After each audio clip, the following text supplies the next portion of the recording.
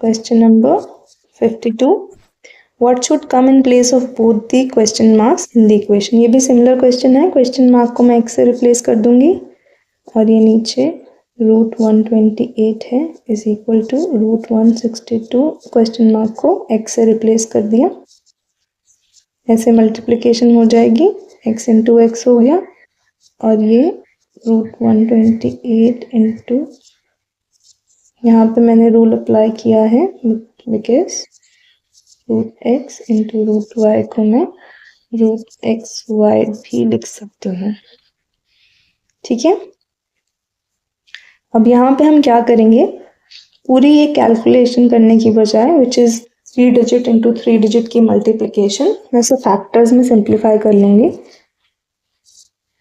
Let's see 64 आ गया मेरे पास, ये आ गया 32, 16, 8, 4, 2 and 1.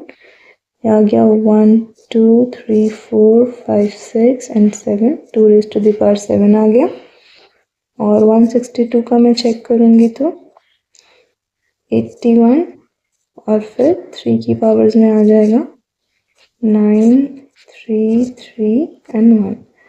तो 2 into 3 raised to the power 4. तो ये आ गया 2 raised to the power 7, 28. और 162 का मैंने क्या वैल्यू निकाली थी, दिस, और ये अंडर द रूट 2 की पावर ये हो गई टोटल. तो अब यहाँ पर मैं सॉल्व कर लूँगी स्क्वायर रूट को, हाफ हो जाएंगी पावर्स. ये आ गया मेरे पास.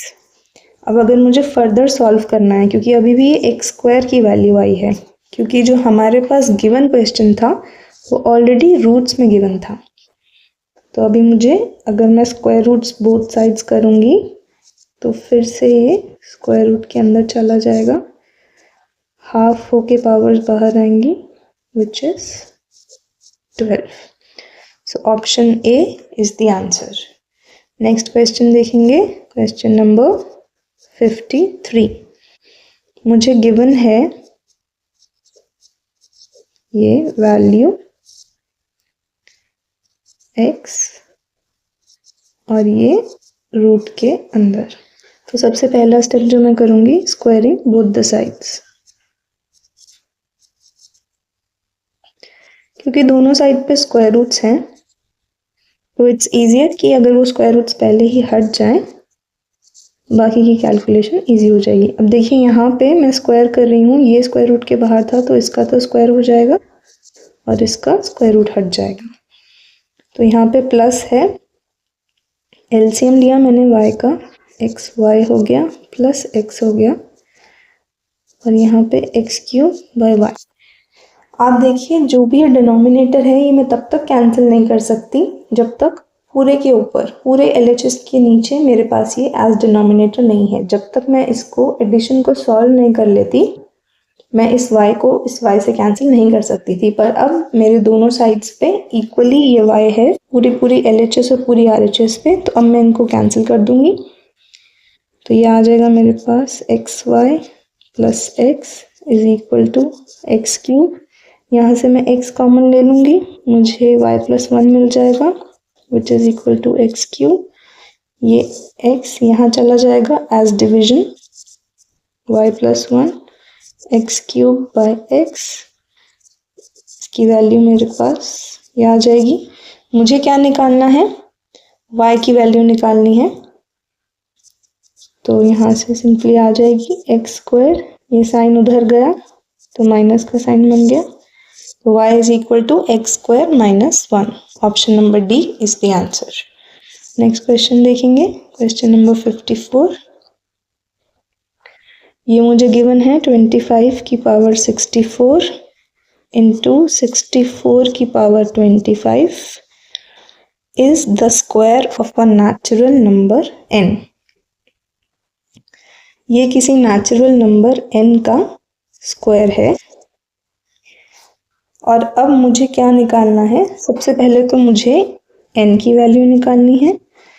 फिर जो भी नंबर आएगा उसके जो भी डिजिट्स होंगे उनका जो सम होगा, sum of the digits of this number n, वो निकालना है। स्टार्ट करते हैं। सबसे पहले तो सिंप्लीफाई करने के लिए 25 इज इक्वल टू 5 का स्क्वायर लिख लिया मैंने। अब इस पूरे की पावर ऑलरेडी 64 है। ऐसे ही 64 को सिंप्लीफाई करने के लिए सबसे स्मॉलेस्ट में क्या ले सकती हूँ, 2। तो 2 into 2 into 2 into 2 into 2 into 2, ये हो गया 8, ये हो गया 8, 8 8 64, 2 की पावर 6 होगी तो वो 64 आ जाएगा और उस पूरे की पावर 25। मैं 25 को 6 से मल्टीप्लाई करूंगी तो क्या आ जाएगा, 150, और मैं 64 को 2 से मल्टीप्लाई करूंगी तो 128 आ जाएगा। टोटल 2 की पावर 158। अगर मेरी पावर सेम होंगी तो मैं इन दोनों बेसिस को आपस में सॉल्व कर सकती हूँ। तो मुझे पावर सेम करने के लिए क्या करना होगा, यहाँ पे भी 128 लाना होगा। कैसे लाऊंगी मैं यहाँ पे 128, मैं 150 में से 128 माइनस कर दूंगी और ये जो बचा हुआ है 22, ये अलग से लिख लूंगी पावर में। आ गया ये सेम मेरे पास, तो मैं ऐसे लिख लूंगी 5 इंटू 2 10 की पावर 128 इंटू 2 की पावर 22। ठीक है, अब ये तो मेरी वैल्यू आई है n स्क्वायर की। मुझे क्या निकालना है, n। कैसे निकालूंगी, स्क्वायर रूट लेके। It implies n is equal to 10 की पावर 128 इंटू 2 की पावर 22 का स्क्वायर रूट। हाफ हो जाएंगी मेरी वैल्यूज।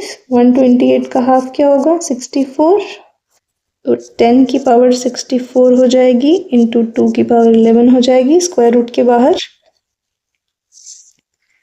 अब मुझे क्या करना है, जो भी n की वैल्यू आई है उसके जो भी डिजिट्स हैं उनका सम निकालना है। तो सबसे पहले मुझे इस 2 रेज़ टू द पावर 11 को सॉल्व करना पड़ेगा। तो यहाँ पे अब इसे सिंप्लीफाई करने के लिए 2 रेज़ टू द पावर 11 की वैल्यू निकालनी है। मैंने 2 रेज़ टू द पावर 6 की वैल्यू ऑलरेडी ऊपर निकाली थी, विच वॉज 64।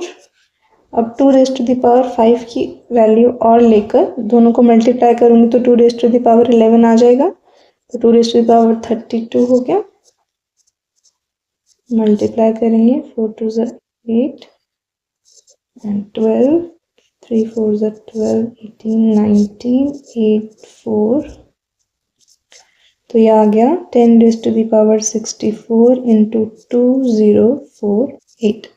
अगर आप चाहें तो 2 रेज़ टू द पावर 11 की वैल्यू 2 इंटू 2 इंटू 2 इंटू 2 करके निकाल सकते हैं, जो भी आपको इजी लगे। आपको बस 2 रेज़ टू द पावर 11 की वैल्यू निकालनी है। जहाँ पे भी जाके आपको लगे कि यहाँ से मेरी कैलकुलेशन इजी है, you can do it that way. अब यहाँ पे मुझे सम ऑफ द डिजिट्स लेना है। ये मेरी वैल्यू है, तो 2 + 0 + 4 + 8, ये हो गया मेरे पास 14 हो गया। तो option B is the answer. अब यहाँ पे आप लोग पूछेंगे कि मैंने 2048 में जब ये एडिशन करी तो +1 + 0 क्यों नहीं लिया, क्योंकि वो 10 लिखने के लिए मैंने लिखा है, अदरवाइज तो वो पीछे की जीरोज ही हैं। मतलब अगर 2048 into 10 raise to the power 64 को मैं एक्सपैंड करूँ तो मैं कैसे लिखूंगी, 2048 0 0 0 0 0 0 लिखूंगी, 64 नंबर ऑफ जीरोस तक, करेक्ट। तो मतलब वो +1 में काउंट नहीं होगा, वो सिर्फ लिखने के लिए कि इतने टेंस हैं मेरे पास। तो ऐड तो हम सिर्फ 2 + 0 + 4 + 8 ही करेंगे, इन्हीं नंबर्स को करेंगे कि यही मेरा नंबर है, आगे तो सब 0 0 है अगर मैं इसे एक्सपैंड कर दूंगी। ओके।